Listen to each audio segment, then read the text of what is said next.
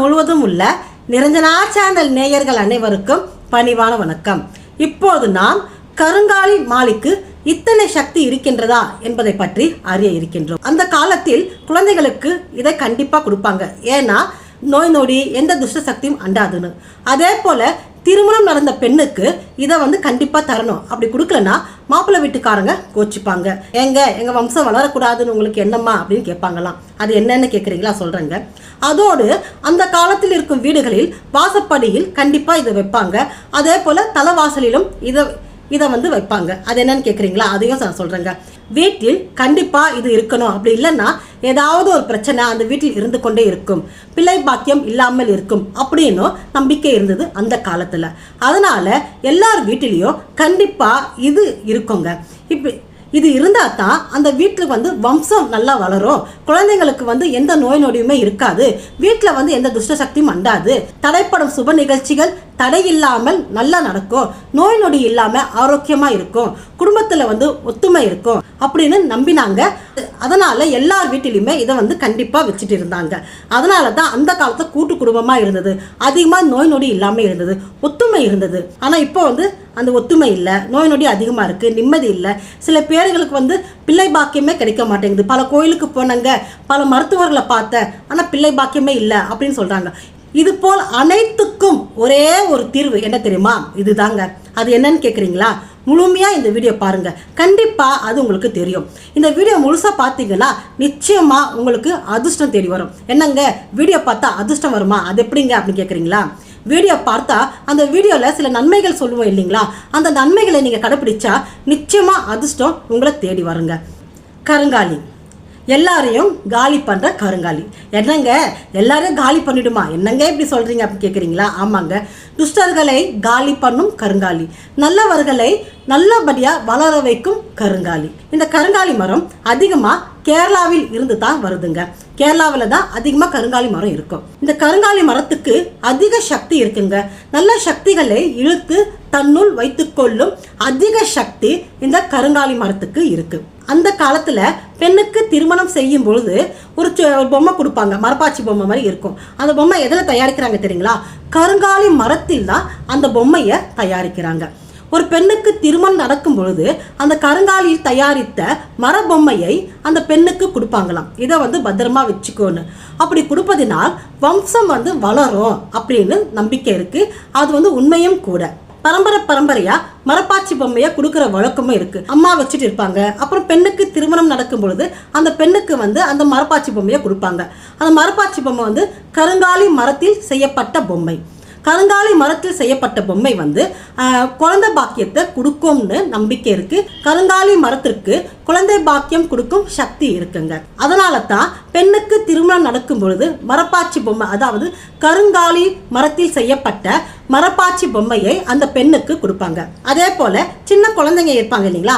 அந்த சின்ன குழந்தைங்களுக்கு அந்த காலத்துலலாம் மரப்பாச்சி பொம்மை கொடுப்பாங்க. இப்போதான் பிளாஸ்டிக் பொம்மை, ரப்பர் பொம்மை அதெல்லாம் கொடுக்குறாங்க. அதெல்லாம் கொடுக்கவே கூடாது. ஏன்னா அது சப்புறதுனால அது நோய் தான் கொடுக்கும். ஆனால் அந்த மரப்பாச்சி பொம்மையை அந்த குழந்தைங்க சப்புறதுனால எந்த ஒரு பாதிப்பும் வராது. அந்த மரப்பாச்சி பொம்மை எதில் தயாரிக்கிறாங்க தெரியுங்களா? கருங்காலி மரத்தில் தான் அந்த மரப்பாச்சி பொம்மையை தயாரிக்கிறாங்க. அந்த கருங்காலி பொம்மை ஒரு குழந்தையின் கையில் இருக்கும் பொழுது அந்த குழந்தைக்கு எந்த ஒரு தோஷமும் அண்டாது, கண்டிஷ்டியும் அண்டாது, பேய் பிசாசுகளும் அந்த குழந்தையை அண்டாது.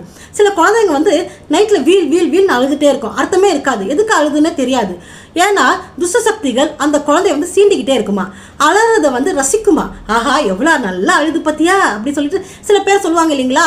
நம்ம கஷ்டத்தை கேட்டு சிரிக்கிறவங்க இருப்பாங்க. அவங்களுக்கு ரொம்ப சந்தோஷம். ஐயா இவங்க ரொம்ப கஷ்டப்படுறாங்களா, ரொம்ப சந்தோஷமா இருக்கு, கேட்கறதுக்கு மனசுக்கு ரொம்ப சந்தோஷமா இருக்கு அப்படின்னு சொல்ற மனுஷங்க இருக்காங்க இல்லைங்களா? அதே போல தாங்க பேய் பிசாசுங்களுக்கும் இருக்கும். ஏன்னா மனுஷங்களா இருந்து வாழ்ந்து இறந்தவங்க தானே பேய் பிசாசா போறாங்க. அந்த குணம் பேய் பிசாசா மாறின பிறகு மாறவா போகுது இல்லையே. சில பேரை சீண்டி விட்டு அவங்க அலறதை பார்த்து ரசிக்கிறவங்களும் இருக்காங்க. அதே போல தாங்க சில குழந்தைங்க நல்லா நிம்மதியாக ஆனந்தமாக தூங்கினா அது சீண்டி விடுறது, பயமுறுத்துறது. இதனால அந்த குழந்தை எதுக்கு அழுறதுன்னு தெரியாமல் வீல் கத்திக்கிட்டே இருக்கும்.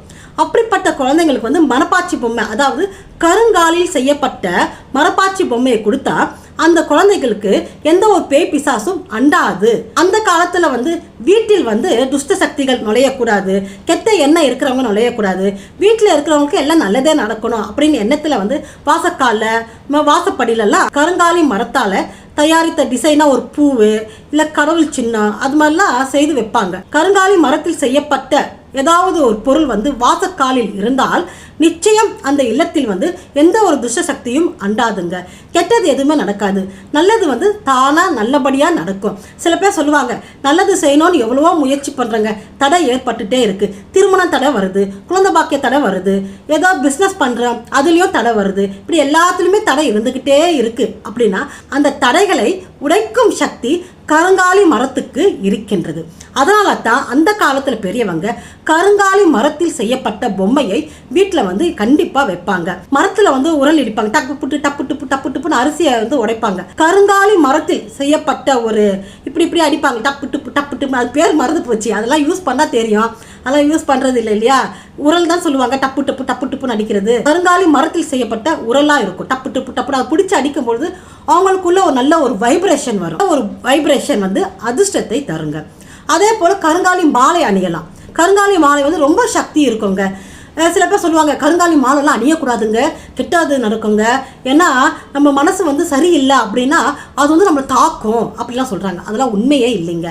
கந்த சஷ்டி கவசத்தில் என்னங்க வருது, பொல்லாதவரை பொடி பொடி ஆக்குன்னு. நான் நல்லவளா கெட்டவளா எனக்கு தெரியலையே, நான் படித்தா நான் பொல்லாதவளா இருந்தேன்னா நான் பொடி பொடி ஆயிடுவேனே அப்படின்னு சொல்லிட்டு பயந்துட்டு படிக்காமலே இருக்கும். அப்படி இல்லை. பொல்லாதவர்கள் என்ன, அடுத்தவர்கள் வாழ்க்கையை கெடுக்கிறது, அடுத்தவர்களுக்கு வர வாய்ப்புகளை தட்டி பறிப்பது, அடுத்தவர்களுக்கு வர வாய்ப்பை தடுக்கிறது, இப்படி கெட்டது செய்கிறவங்க அவங்க தான் பொல்லாதவர்கள்.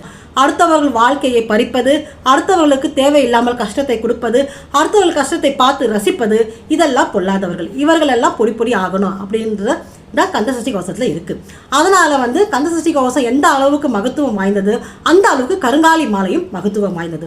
ஏனென்றால் கருங்காலி மரம் முருகப்பெருமானுக்கு உகந்தது அப்படின்னு சாஸ்திரம் சொல்லுதுங்க. இப்போ திருமண தடை கொண்டே இருந்தால் கருங்காலி மாலையை முருகப்பெருமான் படத்தின் அருகில் வைத்து வணங்கி அந்த மாலையை போட்டுக்கொண்டால் அவர்களுக்கு திருமண தடை விலகும்.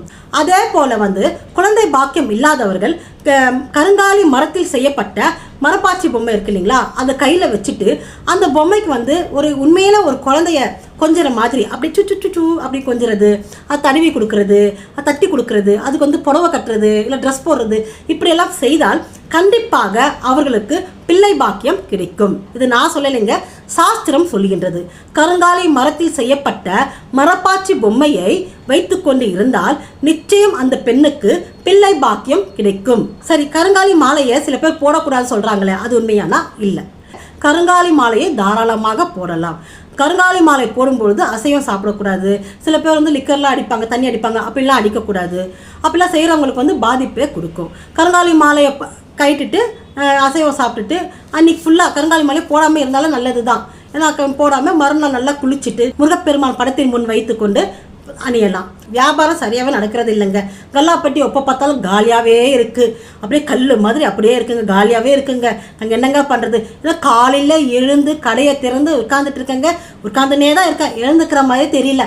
ஏன்னா வியாபாரம் வந்தால் தானே எழுந்துக்கிறதுக்கு அப்படின்னு சொல்கிறவங்க அந்த கல்லா பெட்டி சொல்கிறாங்க இல்லைங்களா, பணப்பெட்டி, கருங்காலியால் தயாரிக்கப்பட்ட ஒரு பொம்மையோ அல்லது கருங்காலி மாலையோ அந்த பணப்பெட்டியில் வைத்தால் நிச்சயம் பணவரவு இருக்குங்க. இதுபோல் பல நன்மைகளை தரக்கூடிய சக்தி கருங்காலி மரத்திற்கு இருக்கின்றது. அதனால தான் அந்த காலத்துல எழுதப்படாத சட்டமா இருந்தது. என்ன தெரியுமா? கருங்காலி மரத்தில் தயாரிக்கப்பட்ட மாலை, கருங்காலி மரத்தில் தயாரிக்கப்பட்ட பொம்மை கண்டிப்பா வீட்டில் இருக்கணும். அதை நாம உபயோகப்படுத்தணும். அப்படி உபயோகப்படுத்தினால் எந்த ஒரு துஷ்ட சக்தியும் அண்டாது. கெட்ட எண்ணம் உடையவர்களால் நமக்கு எந்த ஒரு பாதிப்பும் வராது. தோஷங்கள் அனைத்தும் விலகி ஓடும். குடும்பத்தில் மகிழ்ச்சி சந்தோஷம் இருக்கும். ஆகவே கருங்காலி மரத்தில் தயாரிக்கப்பட்ட கருங்காலி மாலை, கருங்காலி தயாரிக்கப்பட்ட மரப்பாச்சி பொம்மை, இதையெல்லாம் எந்த அளவுக்கு நீங்கள் உபயோகப்படுத்துகிறீங்களோ அந்த அளவுக்கு உங்களுக்கு நல்லது தேடி வரும், நல்லதே நடக்கும். இதுபோல் இன்னும் பல பயனுள்ள தகவல்களை அறிய நிரஞ்சனா சேனலை பாருங்கள். என்றும் நிரஞ்சனா சேனலோடு இணைந்து இருங்கள். உங்களிடம் இருந்து விடைபெறுவது உங்கள் நிரஞ்சனா. நன்றி, வணக்கம்.